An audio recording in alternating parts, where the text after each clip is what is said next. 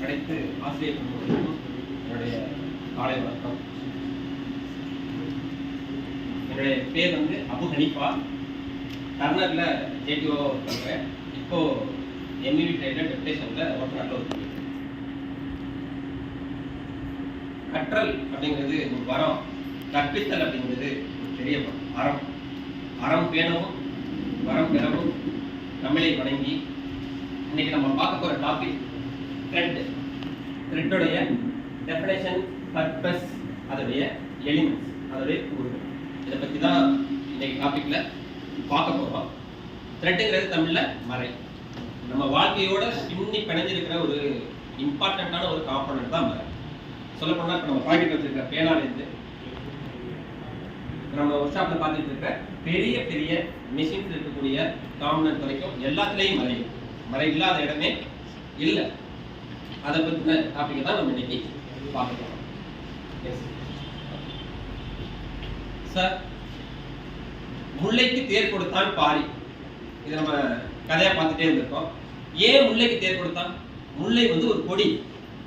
அது வளரணும்னா அது பற்றி பிடிச்சு வளர்றதுக்கு ஒரு கம்பு வேணும் இல்லையா? அப்ப அதுக்காக கொடுத்ததான் அந்த தேர்.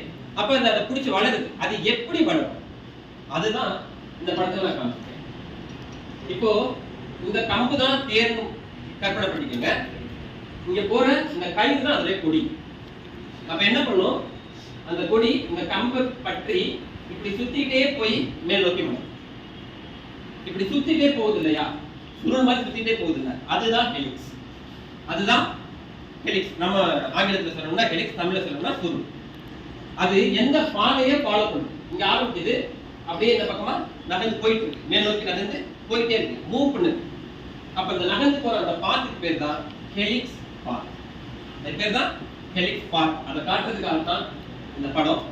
இங்க பக்கத்துல இருக்கிறதும் அதே மாதிரி ஒரு டைப் தான். இது வந்து ஒரு ஸ்பைரல் ஸ்டேர்கேஸ். ஒரு ஆக்சிஸ் இருக்கு, ஒரு அச்சு, ஒரு மையம் இருக்கு, அங்க ஒரு தூண் ஒன்று இருக்கு. அந்த தூணை சுத்தி உன்னுடைய படிக்கட்டு என்ன பண்ணுது? ஒரு ஸ்பைரல் மாதிரி சுத்தி மேல போகும். அப்ப கீழே இருக்கக்கூடிய ஒரு மனிதர் மேல போக முடியும், மேல இருக்க ஒரு மனிதர் கீழே போக முடியும். அப்போ ஒரு மூவ்மெண்ட் கிடைக்கும். கீழே இருந்து மேல போகும், மேல இருந்து கீழே போகும், ஒரு மூவ்மெண்ட் கிடைக்கும். இதை அடிப்படையா வச்சுதான் த்ரெட்டுக்குள்ள நம்ம உள்ள போகிறோம்.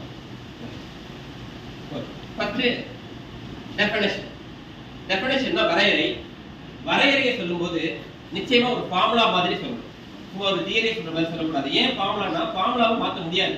அதில் என்ன சொல்லப்பட்டிருக்கோ அதை அப்படியே சொல்லணும். அதே மாதிரி தான் டெஃபினேஷனும். டெஃபினேஷனை சொல்லும் போதும் அதை அந்த வரையறைக்குள்ள என்ன சொல்லியிருக்காங்களோ அதில் தான் நம்ம சொல்லி ஆகணும். இப்போ டெஃபினேஷன்ல என்ன வருது? Forming continuous helical group.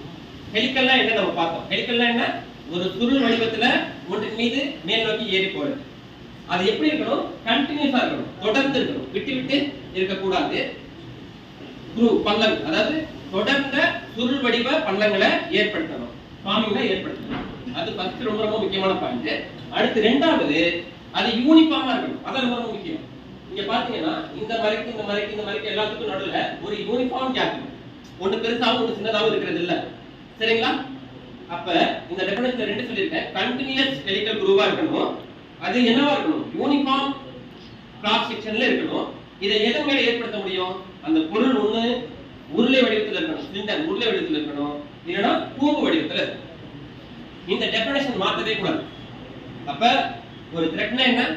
Farming continuous helical groove ஆனா யூனிஃபார்ம் கிராஸ் செக்ஷன். ஆனா அந்த சர்ஃபேஸ் எப்படி இருக்கணும்? உருளை வடிவத்திலேயோ இல்ல கூம்பு வடிவத்திலேயோ கோண வடிவத்திலேயோ இருக்கணும். ஏன் இதை மாற்றக்கூடாதுன்னு சொல்றோம்னா, நம்ம வரையை உருவாக்குறதுக்கு நிறைய மெத்தட் இருக்கலாம்.